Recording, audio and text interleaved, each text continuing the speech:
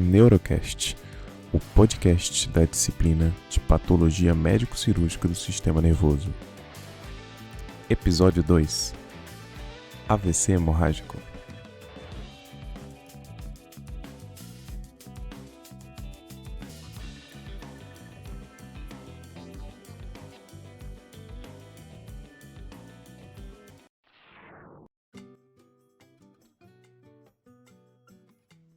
Bom dia, pessoal. Somos alunos da disciplina Patologia Médico-Cirúrgica do Sistema Nervoso do curso de Medicina da Univasf, campus Petrolina. E junto com o professor Nilson Bandeira, nós estamos produzindo uma série de podcasts sobre os principais temas em neurologia, a fim de servir como material de apoio para os estudantes de medicina, para os médicos e até para a população em geral que tem interesse pelos assuntos da neurologia. Hoje nós vamos falar um pouquinho sobre o AVC hemorrágico. Mas antes de iniciarmos, eu vou colocar um caso clínico para a gente discutir ele no final. Homem de 64 anos, hipertenso grave e tabagista, encontrado em casa com cefaleia súbita intensa, seguida de vômitos e perda progressiva da consciência. Ao exame está sonolento, Glasgow 9, com pressão arterial 240 por 130 mm de mercúrio, hemiparesia esquerda proporcionada e desvio de olhar conjugado para a direita. Não há rigidez de nuca. A TC de crânio sem contraste mostra lesão hiperdensa em região dos núcleos da base direita, com edema perilesional e efeito de massa, sem sangue nas cisternas ou fissuras da base. E aí, pessoal, será que se trata de uma hemorragia intraparenquimatosa ou subaracnoide? Para iniciar a discussão sobre o tema, a Maria Luísa vai iniciar uma breve introdução sobre o assunto AVC hemorrágico. Vai lá, Maria Luísa. Bom dia, gente. Antes de mais nada, quando se fala em AVC, o que vem à mente da maioria das pessoas é o entupimento de uma artéria no cérebro, o famoso AVC isquêmico. Mas existe outro tipo, bem menos comum e na maioria das vezes até mais grave, o AVC hemorrágico. Nesse tipo, o problema não é a falta de sangue, e sim um sangramento dentro do crânio, que é causado pela ruptura de um vaso. Esse sangue extravasado comprime as estruturas cerebrais e desencadeia uma série de reações que podem levar a sequelas graves ou até mesmo à morte se o atendimento não for rápido. Dentro do AVC hemorrágico, a gente vai ter duas formas principais. O hemorrágico intraparenquimatoso, que é quando o sangramento ele vai ocorrer dentro do tecido cerebral, geralmente por rompimento de pequenas artérias fragilizadas, muitas vezes associadas à hipertensão. Já o hemorrágico subaracnoide, que é o segundo tipo, ele acontece geralmente entre o cérebro e as meninges, e é mais comumente causado pela ruptura de aneurismas cerebrais. Embora ambos envolvam sangramento, eles têm mecanismos, sintomas e prognósticos diferentes. Reconhecer essas diferenças é essencial, pois o diagnóstico rápido e o tratamento adequado podem fazer toda a diferença na recuperação do paciente. Ótimo, Maria Luísa. Depois dessa introdução, a gente vai falar agora um pouquinho do AVC hemorrágico intraparenquimatoso, né? E o Matias vai falar um pouquinho sobre o quadro clínico. Bom dia, Marcelo. Primeiramente, eu quero destacar que os principais fatores de risco para o AVC hemorrágico intraparenquimatoso são a hipertensão arterial, com 70% dos casos, angiopatia amiloide, que é mais comum em idosos, além de malformações arteriovenosas, coagulopatias, tumores e também o uso de cocaína, que é comum e crescente entre os jovens. É importante ressaltar também que somente a clínica não é o suficiente para determinar e diferenciar os tipos de AVC. Pode haver muita confusão e essa confusão é fatal. O quadro clínico do AVC hemorrágico intraparenquimatoso tem início abrupto e é frequentemente grave. Pode haver uma progressão também rápida na intensidade dos sintomas. Isso é reflexo do quê? Da expansão do sangramento, das áreas atingidas e do aumento da pressão intracraniana. Entre os sintomas mais comuns são cefaleia intensa e súbita, náuseas e vômitos que podem vir até em jato, alteração no nível da consciência. Inclusive, o nível da consciência configura também um sinal de alarme e está fortemente ligado à gravidade do caso. Também são notados déficits neurológicos focais que variam dependendo da localização, e são eles: hemiparesia, hemiplegia, afasias, dificuldades visuais como hemeropsia, que é a perda de parte do campo visual, ou diplopia, que é a visão dupla. Também ocorrem crises convulsivas e, de novo, vale ressaltar que somente a clínica não diferencia totalmente as causas de AVC. E a ausência desses sintomas, ou a presença de um sintoma que não seja desses, não exclui o diagnóstico de AVC hemorrágico. Assim, o que eu quero destacar é que é importantíssimo a fala dos meus colegas que vêm a seguir, que é sobre diagnóstico, tratamento e a importância de um tratamento rápido e assertivo. É isso aí, Matias. Para prosseguirmos, Bruno Rodrigues vai falar um pouquinho sobre o diagnóstico propriamente da hemorragia intraparenquimatosa. Bom dia, pessoal. Bom dia, Marcelo. Então, dando continuidade, eu vou falar sobre um dos pontos mais cruciais quando se trata do AVC hemorrágico intraparenquimatoso, que é o diagnóstico. O diagnóstico ele precisa ser feito de forma rápida, de forma precisa, porque o tempo é um fator determinante no prognóstico do paciente. O primeiro passo é sempre o reconhecimento clínico. Os sintomas, eles costumam surgir de forma súbita, com sinais como déficit neurológico focal, alteração do nível de consciência, cefaleia intensa, vômitos, em casos mais graves até crises convulsivas. Mas é importante lembrar que os sintomas do AVC hemorrágico podem se confundir com os do AVC isquêmico. Por causa disso, a confirmação do diagnóstico depende dos exames de imagem. O exame de escolha na fase aguda é a tomografia computadorizada de crânio sem contraste. Ela é rápida, amplamente disponível e consegue detectar o sangramento logo nas primeiras horas. Na imagem, a hemorragia ela aparece como uma área hiperdensa, ou seja, uma área mais clara, dentro do parênquima cerebral. Além da tomografia, em alguns casos, a gente também pode lançar a mão, pode ser necessário realizar uma ressonância magnética, principalmente quando há dúvida diagnóstica ou suspeita de alguma lesão associada.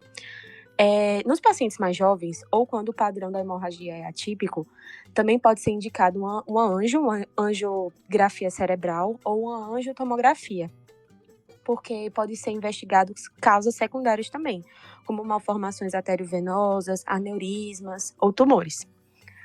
Os exames laboratoriais também fazem parte do diagnóstico, principalmente para a gente avaliar a função de coagulação, já que muitos pacientes podem estar usando anticoagulantes ou apresentar alguma coagulopatia. Resumindo, o diagnóstico do AVC hemorrágico intraparenquimatoso envolve a avaliação clínica cuidadosa, exames de imagem, principalmente ATC de crânio, e a investigação complementar para entender a causa do sangramento e guiar o tratamento. E é isso. O diagnóstico precoce e adequado é o primeiro passo para melhorar a sobrevida e reduzir as sequelas do paciente. Obrigada a todo mundo por ouvir e seguimos com mais informações importantes nos próximos blocos. Ótimo, Bruna. E para concluir a discussão sobre o AVC hemorrágico intraparenquimatoso, a Thalita vai falar um pouquinho sobre o tratamento clínico e cirúrgico. Bom dia, gente. Bom, o tratamento inicial do AVC intraparenquimatoso, ele é essencialmente clínico, focado no suporte intensivo e no controle rigoroso da pressão arterial. Então, a gente deve garantir inicialmente o ABCD clássico das emergências médicas. Então, garantir via aérea, ventilação e circulação. E também é fundamental fazer o controle da pressão arterial, justamente para evitar a expansão do hematoma. Se a pressão arterial ela estiver entre 150 e 220 milímetros de mercúrio, o alvo para essa pressão é cerca de 140 por 90, sempre evitando reduções bruscas, justamente para a gente não comprometer a perfusão cerebral. Já se a pressão ela estiver acima de 220, é indicado um tratamento já mais agressivo com o nitroprussiato de sódio endovenoso, mantendo a pressão sistólica entre 140 e 160 e monitorando esse paciente a cada 5 minutos. A gente vai ter também outras medidas gerais para controlar a pressão intracraniana, que vão ser medidas como, por exemplo, a cabeceira elevada a 30 graus, analgesia e sedação adequadas e também o uso de manitol ou solução hipertônica se a gente tiver sinais de hipertensão intracraniana. Já os anticonvulsivantes, eles vão ser indicados somente se o paciente apresentar crises epilépticas. Além disso, é recomendado também a realização de uma angiotomografia, a angio-TC, como a Bruna já relatou para a gente identificar o sinal pontual ou sinal do ponto, que ele indica o extravasamento do contraste e um maior risco de expansão desse hematoma. A abordagem cirúrgica ela é indicada somente em casos muito específicos, principalmente quando está associado à síndrome da hipertensão intracraniana. As principais indicações da abordagem cirúrgica vão ser quando tiver um hematoma supratentorial, que seja um hematoma lobar, sem inundação ventricular, que tenha um volume entre 20 e 50 ml, em um paciente que tenha um Glasgow de 9 a 12, com idade entre 50 e 69 anos, desde que a cirurgia ela ocorra em até 8 horas após o início dos sintomas. É indicado tratamento cirúrgico também quando tiver hemorragia cerebelar, no caso de hematomas maiores do que 3 centímetros, em que o paciente apresente rebaixamento do nível de consciência ou compressão do tronco encefálico e ou hidrocefalia obstrutiva. No caso de lesões mais profundas, como de núcleos da base ou do tálamo, são lesões que elas são de difícil acesso e geralmente elas não vão apresentar indicação cirúrgica, porque elas acabariam exigindo lesão de tecido neural funcional. Certo, pessoal. Agora esgotado o tema AVC hemorrágico intraparenquimatoso, a gente vai falar um pouquinho sobre o AVC hemorrágico subaracnoide. E para começar, a Fernanda Rodrigues vai falar um pouquinho para a gente sobre o quadro clínico. Boa tarde, boa noite, ou bom dia, dependendo do horário que vocês estão assistindo esse podcast. Agora, dando continuidade a essa doença, eu gostaria de falar que o sintoma mais característico é uma cefaleia súbita muito intensa. Os pacientes frequentemente descrevem essa dor como a pior dor de cabeça da vida, e ela pode durar desde segundos a minutos. É também muito comum o desencadeamento por algum esforço físico. E além dessa dor de cabeça, é comum o paciente apresentar náuseas, vômitos, rigidez de nuca e fotofobia. Em alguns casos, pode haver perda transitória de consciência ou até crises convulsivas. E também a gente pode observar alterações de estado mental, que podem desde confusão, sonolência, delírio, mas existem alguns pacientes que permanecem lúcidos. Em relação aos sinais neurológicos, pode acontecer como hemiparesia ou afasia, dependendo do local, na verdade, do aneurisma rompido. No exame físico, os achados mais típicos são sinais menígeos. Aí pode acontecer rigidez de nuca e, eventualmente, apenas paralisia do terceiro nervo craniano. Continuando, o Cristiano vai falar um pouquinho para a gente sobre a investigação e diagnóstico da hemorragia subaracnoide. Bom dia, pessoal. Diante de um quadro clínico sugestivo de hemorragia subaracnoide, o exame inicial de escolha é a tomografia de crânio sem contraste, pois possui uma alta sensibilidade, diagnosticando cerca de 95% dos casos, quando realizada nas primeiras 6 horas após o início dos sintomas. Os achados característicos na TC são a presença de sangue hiperdenso, que vai estar no aspecto brilhante, nas cisternas da base do crânio. A quantidade de sangue visível na tomografia também é um fator prognóstico importante, pois vai permitir estimar o risco de isquemia cerebral tardia, que vai ser o vasoespasmo, através de uma escala que vamos chamar de Fischer e a de Fischer modificada. Vale destacar que a ressonância magnética, embora tenha uma sensibilidade similar nas fases iniciais, a TC é preferível, especificamente por sua rapidez e alta disponibilidade em serviços de emergência. A partir do momento que temos a suspeita desse tipo de hemorragia, é necessário, quando temos essa suspeita, fazemos o TC de crânio. Se vier normal, o próximo passo é a realização de uma punção lombar para análise do líquido cefalorraquidiano. O principal desafio desse exame é justamente fazer a diferenciação entre essa hemorragia e um acidente de punção, que vai ser basicamente um sangramento causado pela própria agulha. E para isso são utilizados alguns testes, por exemplo, o teste dos 3 tubos, que basicamente o líquido cefalorraquidiano é coletado em 3 tubos sequenciais, especificamente para verificar se há a persistência da mesma intensidade de sangue, de sangramento, nos 3 tubos. Outra análise importante é a análise microscópica, que vai avaliar as características das células sanguíneas. Nesse sentido, na hemorragia subaracnoide, nós vamos ter a presença de macrófagos com hemosiderina. Já na punção, esses não vão se encontrar. Podemos fazer também a centrifugação, que é basicamente para verificar a análise da cor. Nesse sentido, quando temos a presença de hemorragia subaracnoide, pela quebra das hemácias, vai liberar bilirrubina no líquido cefalorraquidiano, que vai conferir uma cor mais amarelada ou dourada, que vai ser chamado do fenômeno de xantocromia.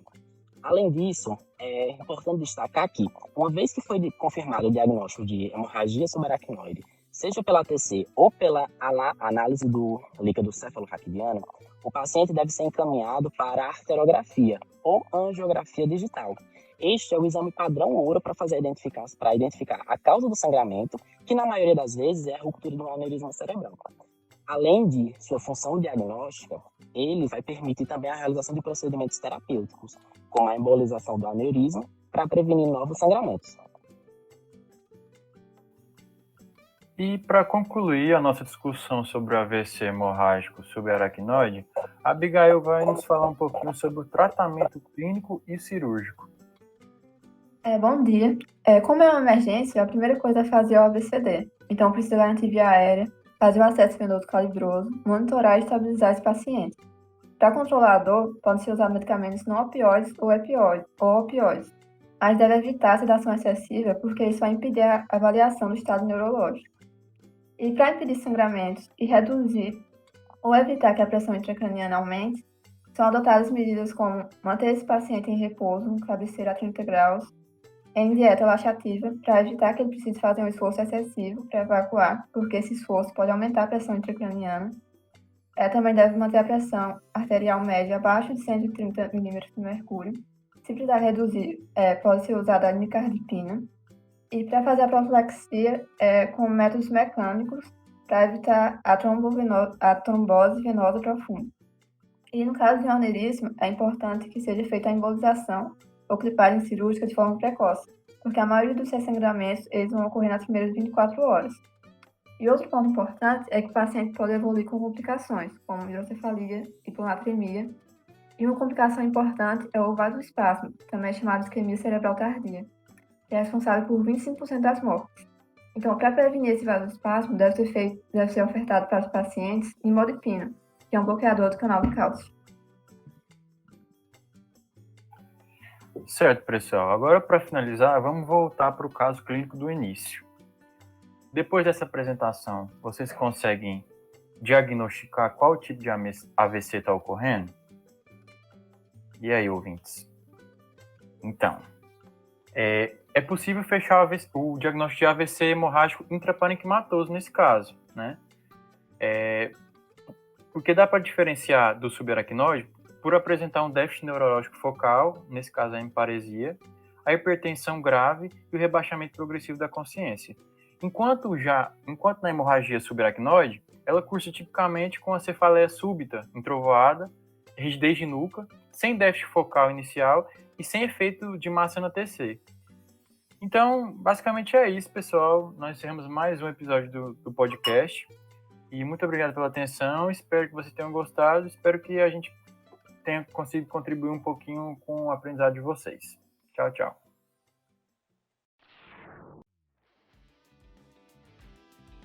Esse episódio do Neurocast foi produzido por Abigail, Marcelo, Maria Luísa, Fernanda, Cristiano, Matias, Thalita e Bruno Rodrigues.